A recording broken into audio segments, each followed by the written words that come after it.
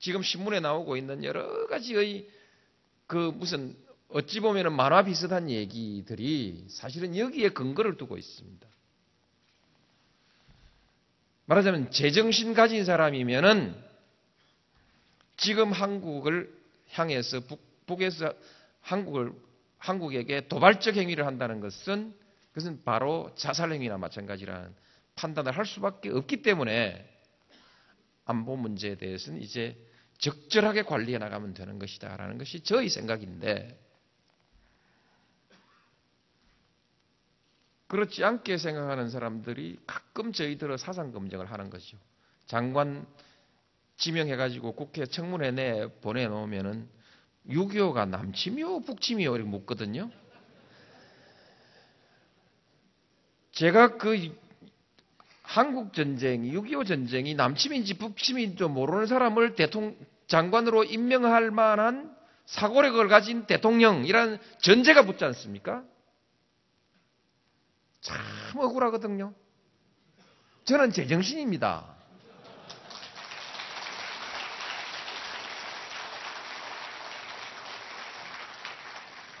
이래서 어렵습니다. 모든 것을 전쟁으로 해결할 것이 아니라 힘으로 해결할 것이 아니라 대화로서 해야 되는 것인데요. 이 대화의 전제는 민주주의의 기본 원리인 상대방의 존재를 인정해야 됩니다. 나아가서 존중해야 됩니다. 상대방의 의견이 옳을 수도 있다는 가능성을 인정해야 됩니다. 내가 틀릴 수도 있다는 가능성을 인정해야 됩니다. 이것을 이른바 철학적으로는 상대주의라고 하는 거 아니겠습니까? 관용이라는 말이 한마디로 관용이라는 말로 표현될 수 있는 것이죠. 관용. 이것이 대화의 전제죠. 대화를 통해서 남북 문제를 풀어가고 주먹을 꺼내기 전에 말로 먼저 좀 하고, 이것이 대화를 통한 안보 아니겠습니까? 그래서 남북 간 대화하려고 하는데 인간에 대한 인식이 다르다 이거죠. 또 우리 국내에서도 대화를 좀 하려고 하니까 인간에 대한 인식이 다릅니다. 가치에 대한 인식이 다릅니다. 우리나라는 오랫동안 척사위정론이라고 하는 그 사상 체계를 가지고 서학한다고 수백 명씩 잡아 죽이고 마침내 1866년경에는 8,000명을 잡아 죽였지 않습니까? 우리나라 역사에서 그렇습니다. 선비정신 같이 좋은 것은 우리가 이어받아야 되겠지만 우리나라의 전통적 사상에 이와 같은 위험한 요소가 내포되어 있었다는 것을 우리가 다시 한 번 더 돌이켜봐야 됩니다. 성찰해봐야 됩니다. 성찰해보고 그것이 끊임없이 사람을 반대편을 죽이는 문화를 만들어 왔거든요. 그래서 사문난적이라 하고 척사위정 이 두 말로 표현되는, 말하자면 철저하게 타도해버리는 문화, 이것을 가지고 왔는데 이것을 우리가 극복하지 않으면 안 됩니다. 대화에 의한 안보. 다음에 우리 안보 좀 조용히 했으면 좋겠습니다. 조용하게 안보하면 되는데 정부가 안보하고 나팔을 계속 불어야 안심이 되는 국민의식, 인식, 이거 정말 참 힘듭니다. 미사일을 쏘았는데 강원도 북쪽 어디에서 저 함경북도 앞바다 어느 쪽으로 미사일을 빵 쏘았는데 한국으로 그 미사일이 날아오지 않는다는 것은 너무나 명백한 사실이지 않습니까? 다 알고 있는 일이지 않습니까? 정치적 정세, 안보적 정세가 장기적으로, 총체적으로 서서히 변화해 가는 것이지 그날 큰일 나는 거 아니거든요? 그날 전쟁 나는 거 아니란 말입니다. 그런데 정부가 나서가지고 국민 여러분 미사일을 쏘았습니다. 라면 사십시오. 방독면 챙기십시오. 이거 해야 합니까? 새벽에 비상을 걸어야 됩니까? 아침에 보고를 받았습니다. 보고를 받고 긴급히 안보상임회의를 소집하자래요. 하지 마라. 말이지, 하지 맙시다. 하지 맙시다. 국민들을 놀래키게 할 이유가 뭐 있습니까? 그래서 다시 이제 그럼 11시에 한번 모입시다. 관계장관 간담회로 합시다.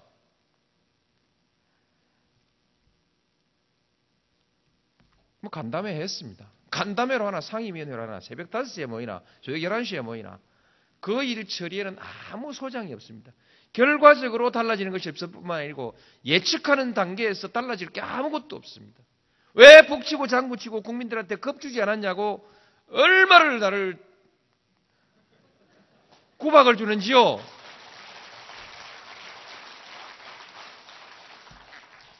조용히 합시다. 우리나라 안보 그렇게 북치고 장구치고 요란 떨지 않아도 충분히 한국의 안전을 지켜낼 만한 국력이 있고 군사력이 있습니다. 저도 와서 국방비 올렸지 않습니까? 저를 지지했던 많은 사람들은 군비 축소해서 복지에 써야 된다고 얘기했지만 저는 군비 축소 안 했습니다. 올렸습니다. 그것은 한국의 군사력이라는 것은 역사적으로 대북 군사력만이 완전한 것이 아니다. 한국의 군사력이 약해서 중국과 일본의 군사력을 당해내지 못할 형편, 한국의 한반도에 힘의 공백 상태가 생겼을 때 한반도가 임진왜란, 청일전쟁, 러일전쟁 그렇게 다 전장터로 변했지 않습니까? 그렇지 않도록 외국 군대가 우리나라에 와서 전쟁놀이 못하게 할 정도의 국방력을 가지고 있어야 되지 않겠습니까?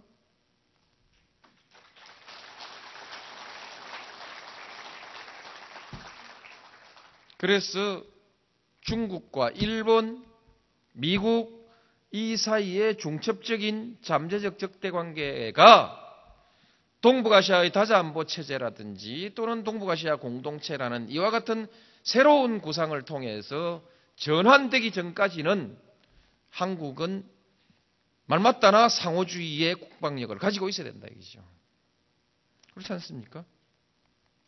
그렇습니다. 그래서 군 국방비를 제가 결코 줄이지 못한다. 줄여서는 안 된다라고 했지만은 그러나 이제 대북 정책 가지고 국민들을 그렇게 밤낮 없이 불안스럽게 할 이유는 없다. 그렇게 하지 않아도 안보 괜찮습니다. 근데 그러나 저는 지금 이렇게 얘기하고 여러분들께서 이 자리에서는 박수를 쳐주셨습니다만은 여론조사 하실 때는 전부 다 꼽혀 다 치셨을 겁니다. 여론조사 결과 보니까요, 네 편, 내 편 할 거 없이 전부 잘못했다고 다 꼽혀 치놨는데 정말 정치라는 것이 어렵구나. 양심껏 소신껏 뭐 하라 할 수 없는데 양심껏 소신껏 하면 판판이 깨지는 게 정치구나. 저는 그런 생각을 지금 가지고 있습니다. 그러나 이대로 저는 계속 갈 수는 없다. 달라질 건 달라져야 하기 때문에 터질 땐 터지더라도 다르게 할 건 다르게 하겠다. 그게 단임 정신 아니겠습니까? 그렇습니다. 내가 고향 친구들 만나긴 되게 미안합니다.